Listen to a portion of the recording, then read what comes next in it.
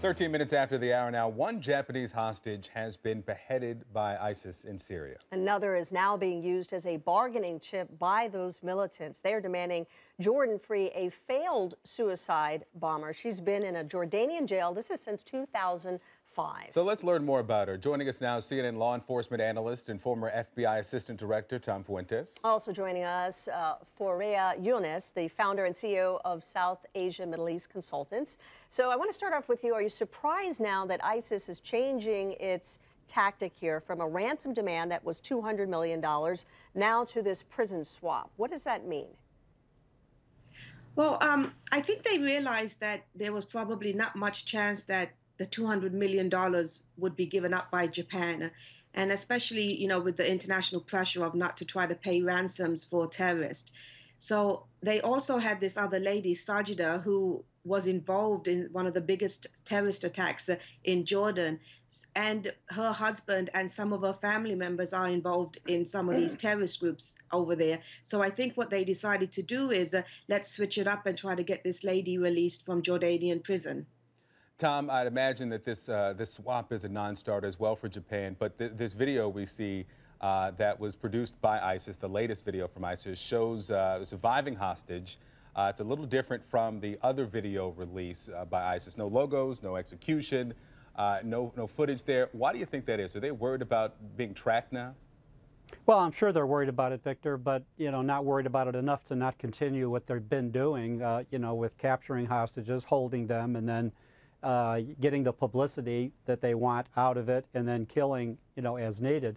But I agree that this is, this is going to be a non-starter negotiating this particular hostage for, a terrorist in Jordan. And don't forget, Jordan has one of their pilots in custody of ISIS, whose plane went down over their territory. So if there's any bargains going to be struck with Jordan and between Jordan and ISIS, it's going to include their pilot. Not the woman that did the attack 10 years ago. So, Ms. Yunus, let's talk about some of the details behind that. Both of you have said this is a non-starter. Describe for us why that is the case, because I would imagine that this suicide bomber whom ISIS wants out of this prison in Jordan, that there would be, if they decided that this would be something they could do, some negotiations that would take place between Jordan and Japan to get her free, and that there would be a process they would follow.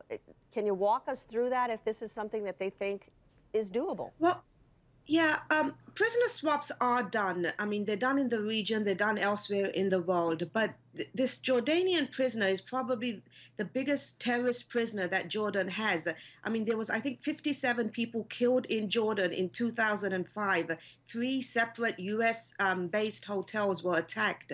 And this was the only suicide bomber that her belt failed to detonate, and they had her in custody within 12 hours of the attempted attack. So in order to release her, it's just going to require, I think, a lot more than just this one Japanese hostage.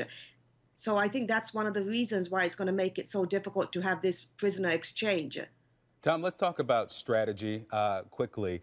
This woman's considered an imprisoned sister, and we've talked so much about the role of women in ISIS. There was also this woman, Shannon Conley, who was just sentenced to 4 years for wanting to join ISIS. Is this woman being used as a way to deepen those ranks of women around the world to join this group?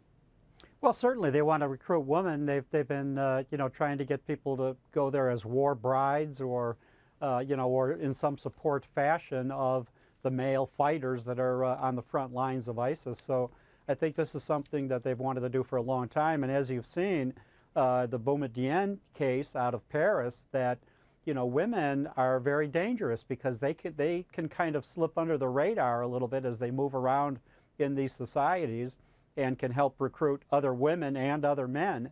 And in some cases be more of a leader than we even realize from the outside. Yeah, and I wonder if she was chosen specifically because she's a woman. Tom Fuentes, Fouria Yunus, thank you so much. Thank you. Thank you.